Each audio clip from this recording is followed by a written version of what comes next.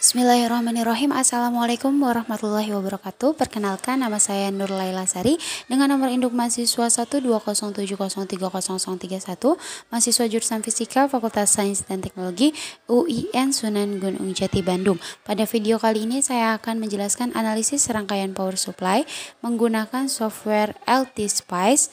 Video ini ditujukan untuk memenuhi mata kuliah elektronika dengan dosen pengampu Bapak Mada Sanjaya WS PhD. Berikut video simulasi rangkaiannya. Baik, bismillahirrahmanirrahim. Pada video kali ini saya akan membuat analisis rangkaian power supply menggunakan software LT Spice. Nah, untuk kasus yang pertama yaitu menguji trafo dengan perbandingan induktansi. Untuk yang pertama, kita buka software LT Spice, kemudian klik New Schematic, kemudian kita mencari sumber tegangan yaitu voltage di bagian menu komponen. Kita pilih voltage, taruh di sini. Kemudian kita atur dengan klik kanan, Advance. Kemudian kita pilih sinus dengan DC offsetnya itu sebesar 0. Kemudian amplitudonya itu sebesar 220 volt. Kemudian frekuensinya sebesar 50 Hz. Nah, kemudian series resistansinya di sini atau hambatan dalam dari sumber tegangan itu nilainya kita atur menjadi 0,001 ohm. Nah, seperti ini. Nah, maka kita sudah mendapatkan sumber tegangan AC di sini. Kemudian kita membuat trafo. Nah, perlu diketahui seperti yang sudah dijelaskan, trafo itu tidak ada komponennya pada LT Spice gitu. Yang ada hanyalah induktor.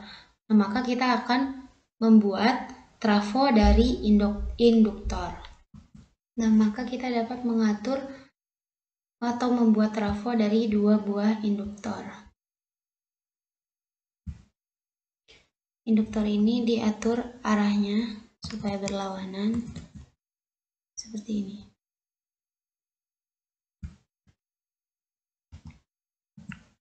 Kemudian kita atur posisinya supaya menjadi rapi.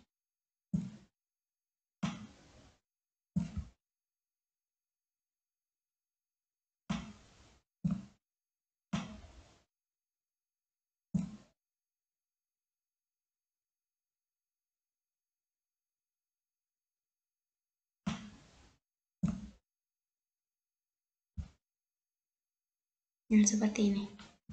Di mana L1 di sini adalah kumparan primer dan L2 di sini adalah kumparan sekunder. Nah, kemudian kita atur nilai induktansinya dengan mengklik kanan. Kemudian lalu pilih induktansi. Untuk primer induktansinya itu 100 mH karena satuannya Hendrik. Dan yang untuk L2 atau kumparan sekunder nilainya itu adalah 1 mH.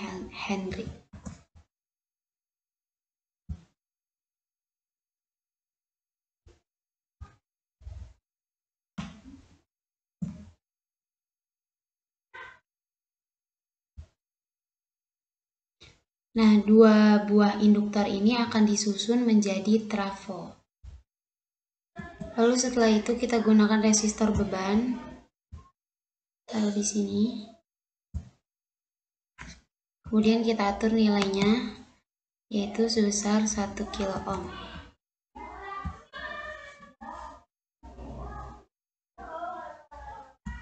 Kemudian kita hubungkan dengan wire supaya antara komponen satu dengan komponen yang lainnya itu terhubung.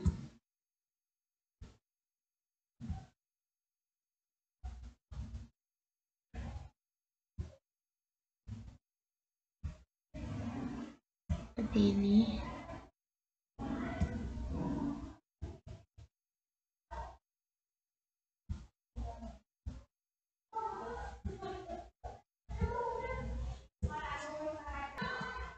Nah, setelah itu kita beri ground di bagian bawah.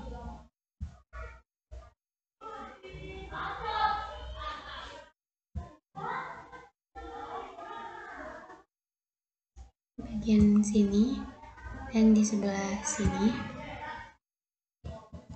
Kita menggunakan ground, harus diberi ground karena sebagai referensi dari tegangan. Kemudian kita wiring ground kepada rangkaian.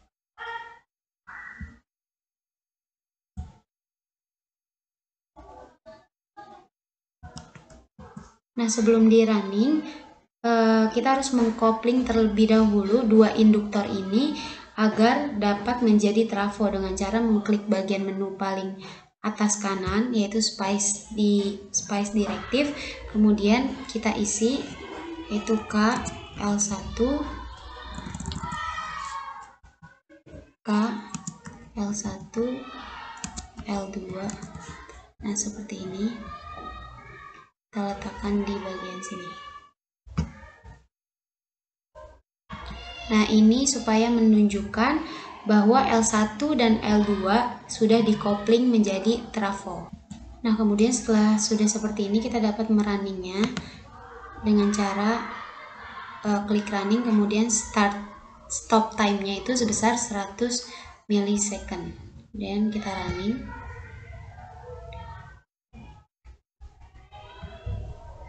Seperti ini.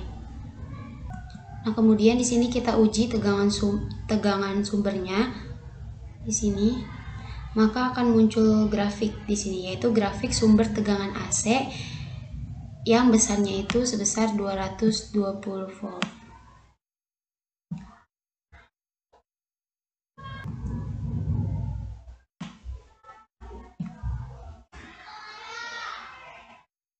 Nah, bisa dilihat di sini tegangan puncaknya itu sebesar 220 volt.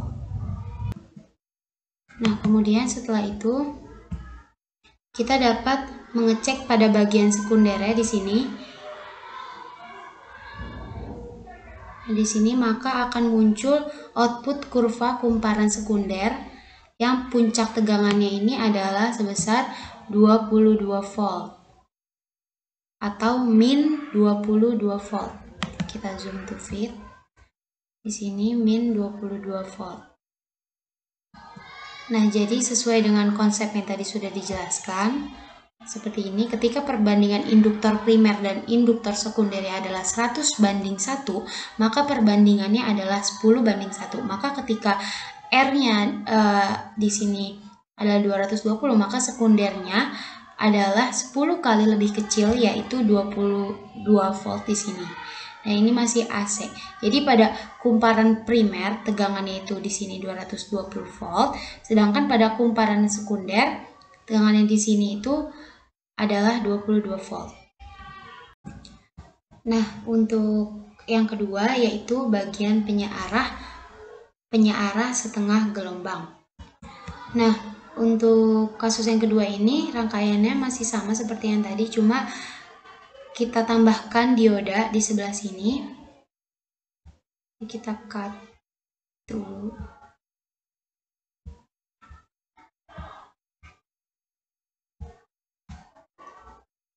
Kemudian kita tambahkan dioda. Kita rotasi.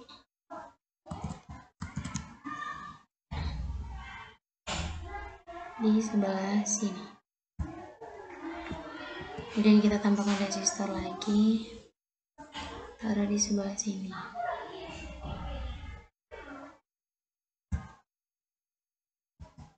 Kemudian kita wiring supaya terhubung antara komponen satu dengan komponen yang lainnya.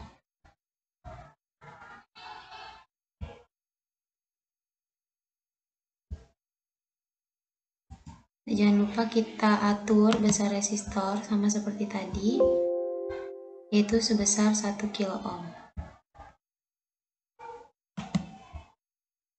1 kilo ohm.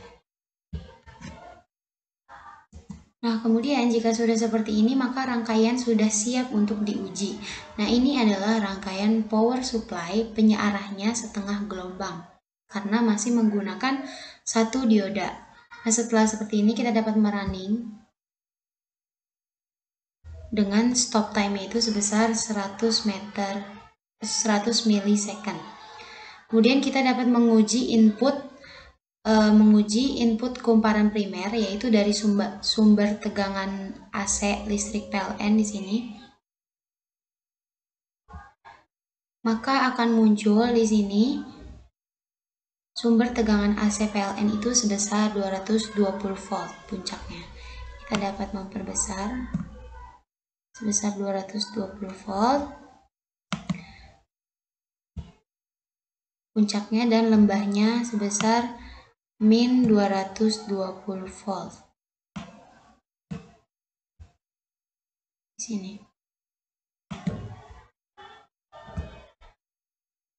Nah, kemudian kita dapat menguji tegangan keluaran dari dioda penyerat arah. Nah, sebelum kita menguji tegangan keluaran dari dioda penyearah, kita menguji kumparan sekunder dulu. Di sini yang sebelum dioda. Nah, di sini diketahui seperti tadi bahwa besarnya itu adalah 22 volt. Dan lembahnya sebesar min 22 volt. Nah, kemudian kita dapat menguji tegangan keluaran dari dioda penyearah. Kita klik di sebelah sini. Nah, di sini maka akan muncul kurva atau gelombang. Itu yang muncul itu hanya bagian positif dan bagian 0. Jadi hanya sekitar positif atau 0 saja. Karena yang disearahkan hanya setengah periode gelombang. Nah, tadi kan tegangan kumparan sekunder di sini nilai 22 volt. Sedangkan yang keluar dari dioda itu tidak 22 volt, tapi hanya 21 lebih di sini, tidak sampai 22 volt. Jadi hanya sekitar 21,2,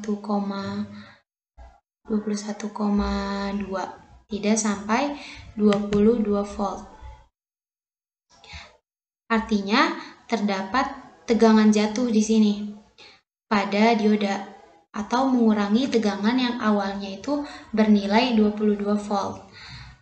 Karena diketahui fungsi dari dioda itu sendiri itu sebagai penyearah, karena pada kasus ini diodanya hanya satu, maka rangkaian ini hanya mampu menyearahkan setengah periode gelombang yang dihasilkan oleh kumparan sekunder. Jadi tidak sampai 22 volt nilainya, jadi tadi hanya sekitar 21,2. Dengan tegangan puncaknya mengalami penurunan sebesar tegangan jatuh pada dioda. Nah, kemudian untuk rangkaian yang ketiga atau kasus yang ketiga, yaitu penyearah gelombang penuh. Jadi skematiknya hampir sama seperti yang sebelumnya, cuma bedanya pada rangkaian yang ketiga ini menggunakan 3 buah induktor. Jadi ada L1, L2, dan L3, dan terdapat 2 buah dioda karena penyearah gelombang penuh. Jadi kita buat 3 buah induktor di sini.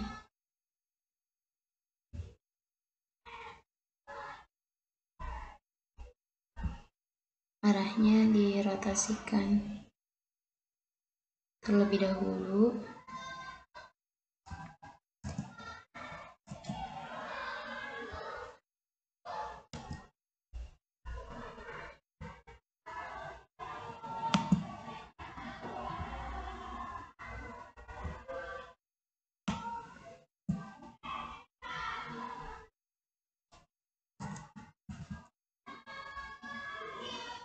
Seperti ini.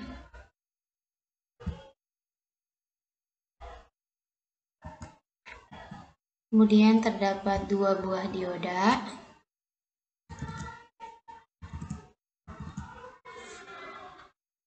Di sebelah sini.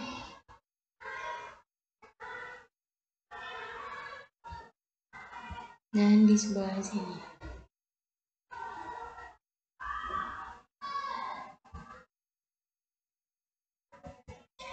Kemudian tambahkan resistor beban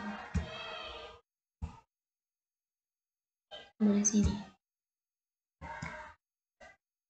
Kemudian kita wiring supaya terhubung antara komponen satu dengan komponen yang lainnya.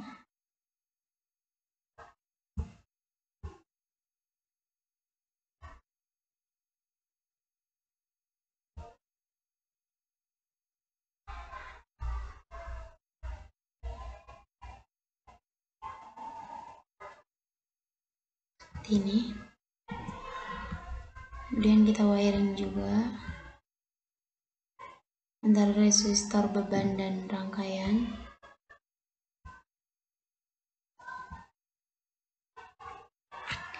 Kemudian kita tambahkan ground di bagian sini.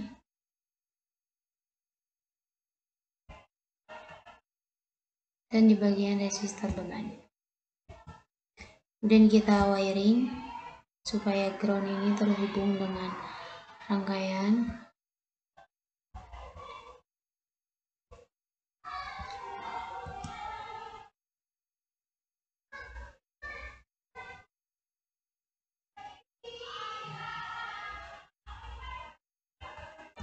Kemudian kita atur besar induktornya, L2 ini sebesar 0,5. Karena dibagi menjadi 2, jadi 1 dibagi 2 sama dengan 0,5.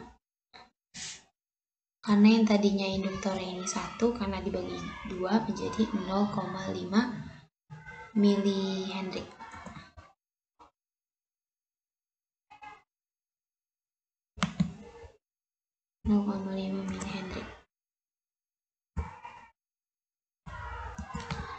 Dan untuk nilai resistornya masih sama, yaitu sebesar 1 kilo ohm.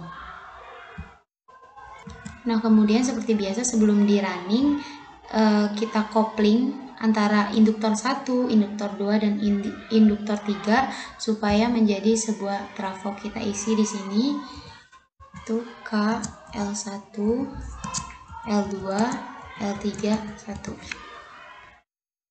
Seperti ini. Kita letakkan di sini supaya menunjukkan bahwa L1, L2 dan L3 itu adalah sebuah trafo. Nah, kemudian jika sudah seperti ini, maka rangkaian siap untuk diuji karena sudah membentuk rangkaian penyearah gelombang penuh menggunakan 2 buah dioda, yaitu D1 dan D2. Kemudian kita running seperti biasa dengan stop time-nya itu sebesar 100 milisecond. Nah, kemudian kita dapat uji input atau kumparan primer. Di sini itu harus PLN, yaitu seperti sebelumnya sebesar 220 volt di sini. Untuk puncak lembahnya, untuk puncaknya 220 volt dan untuk lembahnya yaitu min 220 volt di bawah. Nah, untuk kumparan sekundernya kita delete dulu. Untuk kumparan sekundernya di sini. Nah, ini berbeda dengan kasus sebelumnya. Kalau kasus sebelumnya itu senilai 22 volt. Sedangkan pada kasus ini itu karena perbandingannya 100 banding 0,5 atau 200 dibanding 1, maka si L2 ini di sini tadi itu nilainya berarti sekitar 220 dibagi 10 akar 2. Sini kita dapat zoom fit, yaitu nilainya sebesar 15,3.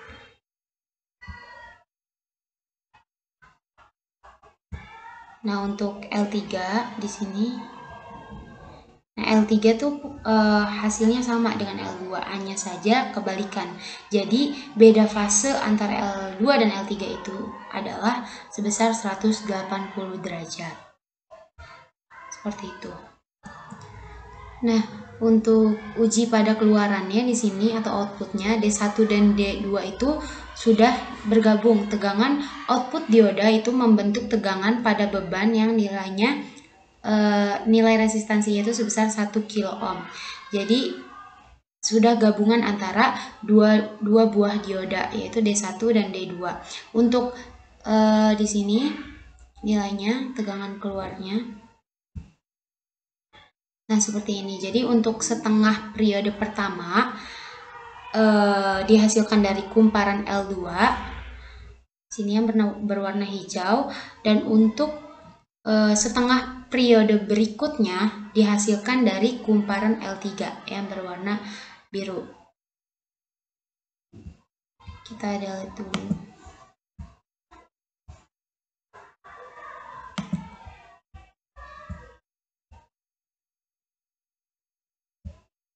Nah, seperti ini.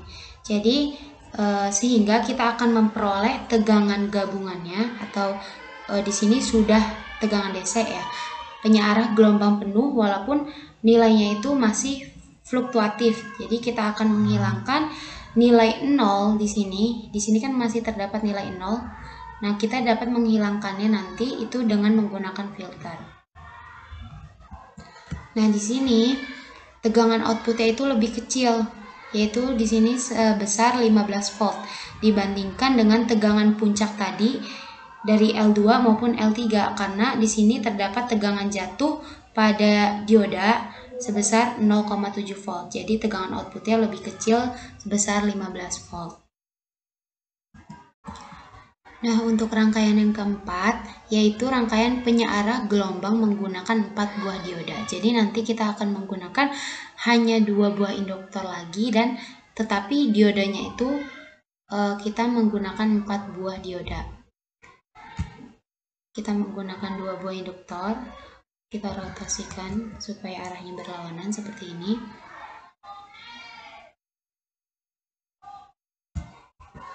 Kemudian kita menggunakan dioda, rotasikan.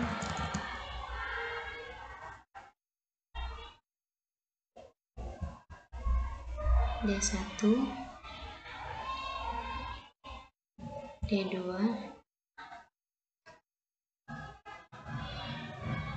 D3, dan D4.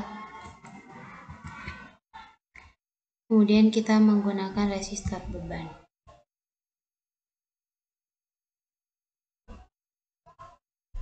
Sebelah sini. Nah, kemudian setelah itu kita wiring untuk menghubungkan antara komponen satu dengan komponen yang lain.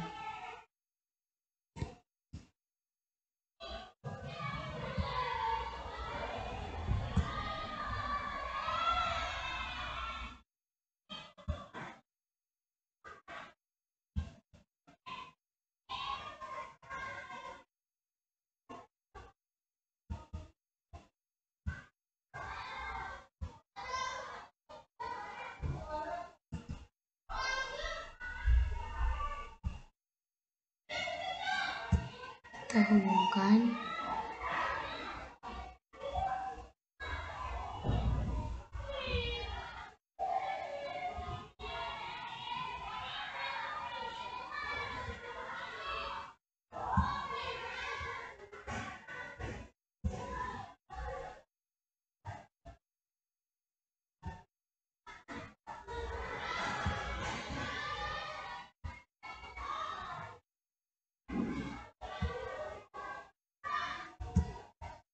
Seperti ini. Kemudian kita hubungkan resistor dengan rangkaian.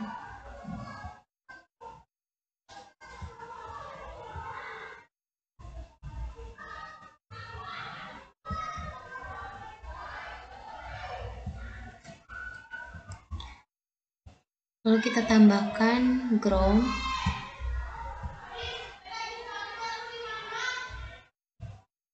Sebelah sini.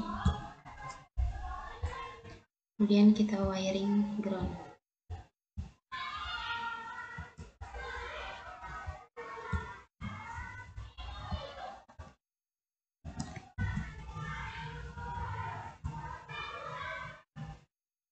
Kita hubungkan ground dengan rangkaian.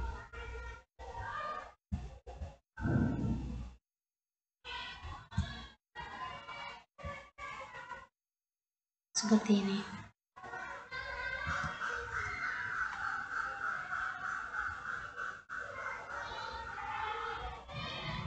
Lalu kita atur besar L2-nya atau induktor yang kedua besar 1 mH.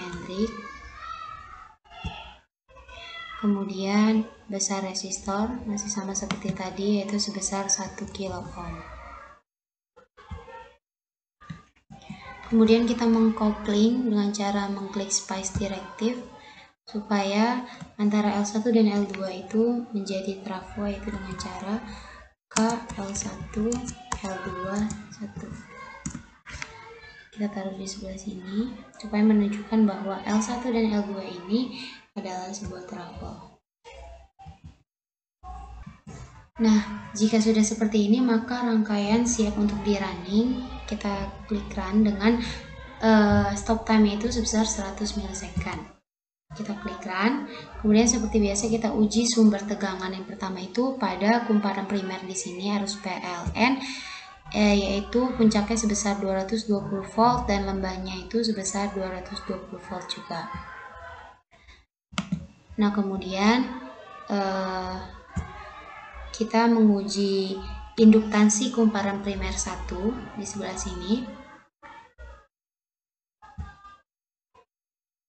Nah, di sini nilainya itu sebesar 22 volt. Jadi induktansi kumparan sekunder itu adalah 100 mH di sini dibanding dengan 1 mH, sehingga perbandingan tegangannya adalah akar 100 banding 1 atau 10 banding 1. Nah, kalau tegangan primernya 220 volt, maka tegangan sekundernya seharusnya adalah senilai segini, yaitu senilai 22 volt. Untuk setengah periode pertama yang masuk. Nah, untuk setengah periode berikutnya itu ada 2 buah sinyal.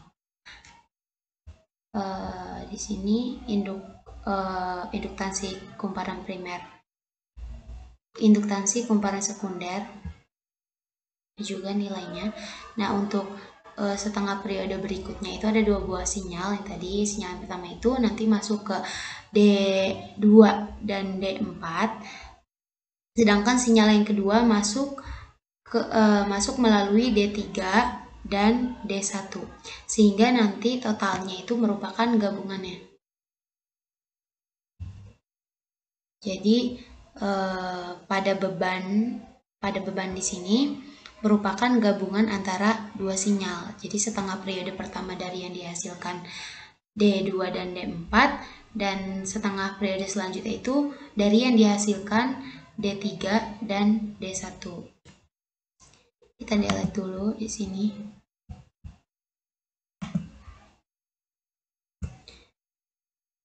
Nah, jadi ketika digabungkan maka akan dihasilkan DC gelombang di sini. Tegangan total atau tegangan gabungannya. Di sini maka akan dihasilkan DC gelombang penuh. Tegangan beban R1 sebesar 1 kilo ohm. Nah, di sini dapat dilihat nilainya itu tidak sampai 22 volt. Jadi hanya sekitar, kita zoom di sini, sekitar 20,2 volt. Nah, nilainya tidak sampai 22 volt dikarenakan sesuai dengan formulasi yang telah dijelaskan sebelumnya. Jadi, tegangan pada beban puncak di sini,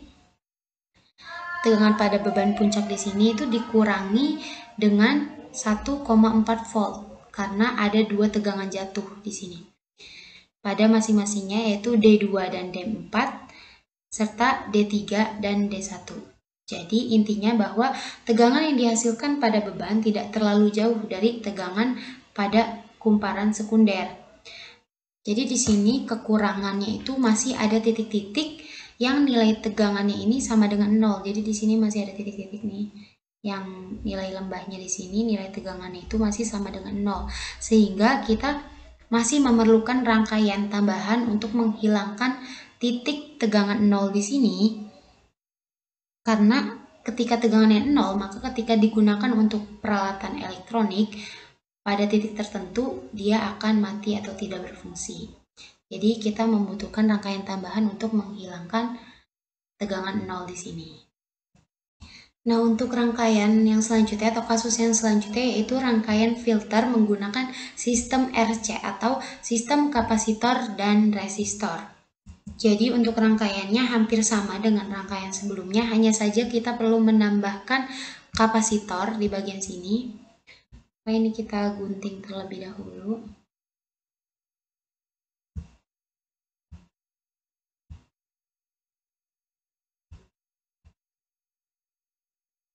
Kita tambahkan kapasitor sebelah sini. Kemudian kita tambahkan resistor beban lagi. Di sini.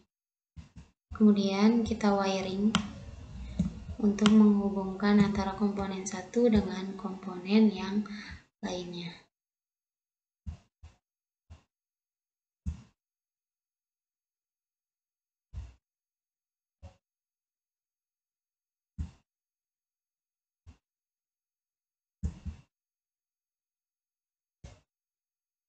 Nah, kemudian kita atur nilai kapasitornya di sini dengan klik kanan. Nilai kapasitornya yaitu sebesar 1 milifarad dan nilai resistor bebannya seperti sebelumnya yaitu sebesar 1 kilo ohm. Nah, jika sudah seperti ini, maka rangkaian sudah dapat di running, yaitu rangkaian penyearah tegangan power supply dengan 4 buah dioda, kemudian dilengkapi dengan kapasitor sebagai filternya di sini. Nah, di sini kapasitor itu sebagai penyimpan dan yang dapat melepaskan muatan. Kapasitor di sini ketika diberi tegangan dia akan menyimpan muatan pada waktu tertentu sampai dengan waktu tertentu. Ketika kapasitor tidak diberi tegangan, maka dia akan mengeluarkan muatannya membentuk loop tertutup dengan resistor. Tertutup dengan resistor sehingga muatan tersebut dari kapasitor akan lepas pada waktu tertentu pula. Nah, lalu kita dapat langsung merunning dengan stop time sebesar 100 milisecond. Kemudian seperti sebelumnya kita menguji sumber tegangan pada kumparan primer di sini yaitu arus PLN. Di sini yaitu puncaknya sebesar 220 volt dan lembahnya sebesar min 220 volt. Kemudian kita delete dulu. Setelah itu kita cek salah satu sisi dari kumparan sekunder di sini yang nilainya itu sudah diketahui berdasarkan formulasi yaitu 22 volt. Kemudian sisi sekunder yang lainnya juga 22 volt. Jadi dua posisi ini itu saling berkebalikan. Kita delete dulu. Nah, kemudian untuk setelah itu kita mengecek keluaran dari dioda. Keluaran dari dioda di sini yang masuk ke kapasitor dan resistor beban. Ketika ditambahkan kapasitor, maka akan terlihat di sini. Nah, bahwa pada beban itu tegangannya itu stabil, sangat stabil. Tapi itu masih ada riak di sini. Jadi masih ada pengaruh dari pengosongan kapasitor, tapi riaknya ini tidak terlalu besar. Nah, besar riak ini ditentukan oleh nilai kapasitas kapasitor. Jadi misalnya ketika nilai kapasitas kapasitor dikecilkan, kita kecilkan di sini. Misalnya kita kecilkan nilai kapasitas kapasitor sebesar 100 milifarad. Ini kita run.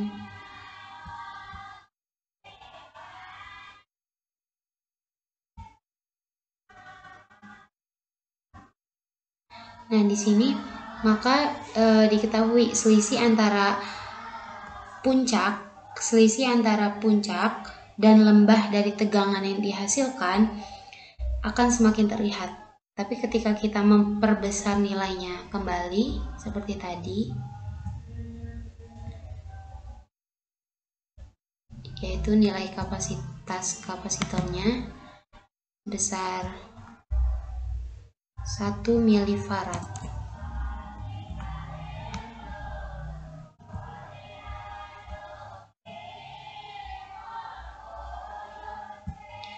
Maka selisih antara puncak dan lembah dari tegangan yang dihasilkan akan mengecil.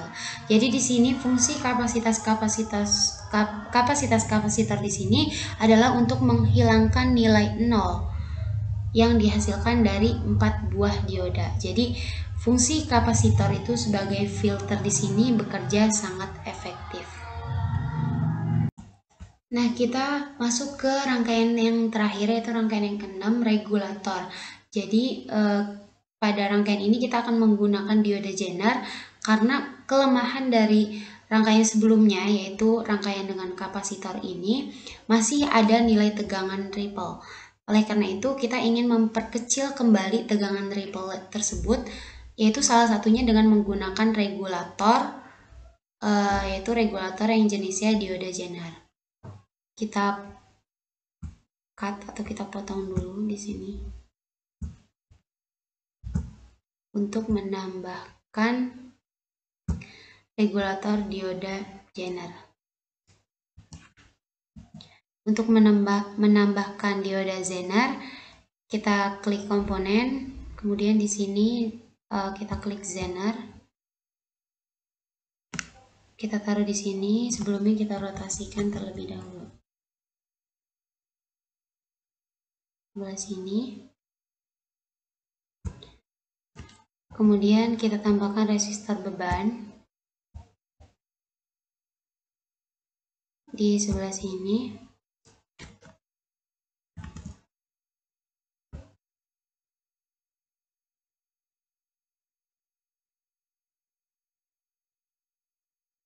Dan di sebelah sini.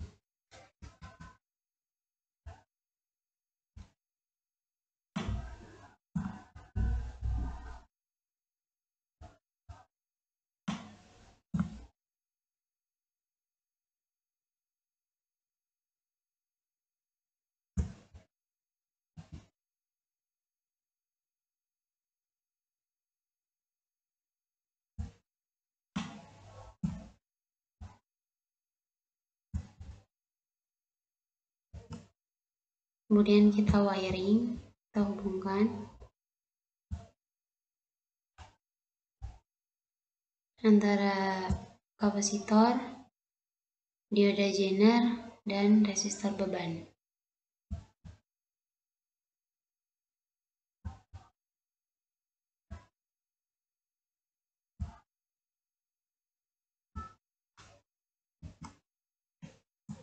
Kemudian kita atur nilai resistor beban di sini sama seperti rangkaian sebelumnya, yaitu sebesar 1 kilo ohm. Kemudian resistor yang di sini itu sebesar 220 ohm.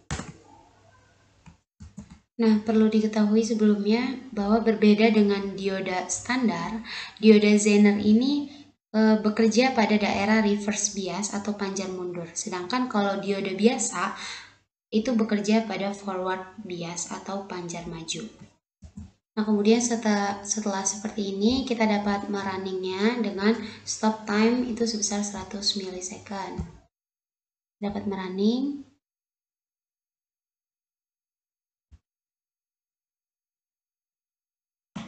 Kemudian kita dapat menguji coba tegangan sumber di sini, tegangan induktor primer, arus PLN, yaitu di sini puncaknya sebesar 220 volt dan lembahnya sebesar min 220 volt. Dan kita delete dulu.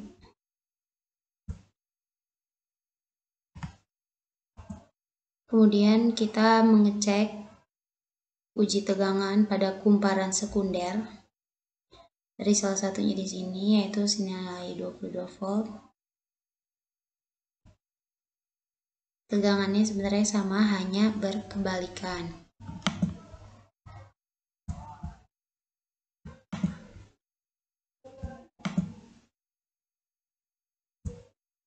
Nah, setelah itu kita menguji tegangan pada kapasitor di sini.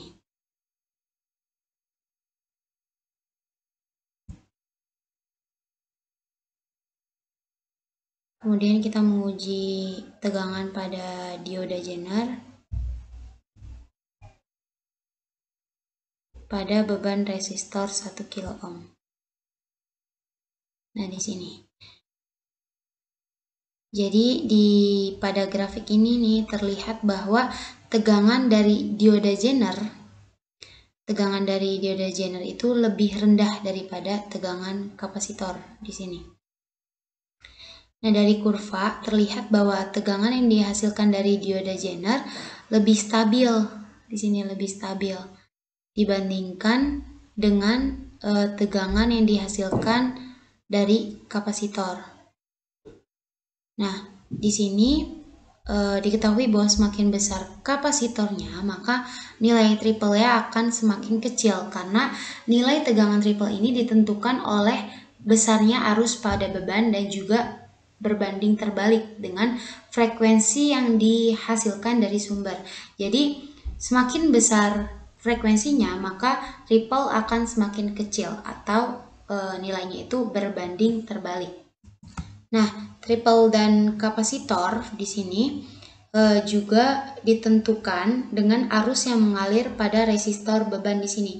Jadi semakin besar arus yang mengalir, maka nilai ripple-nya akan semakin besar.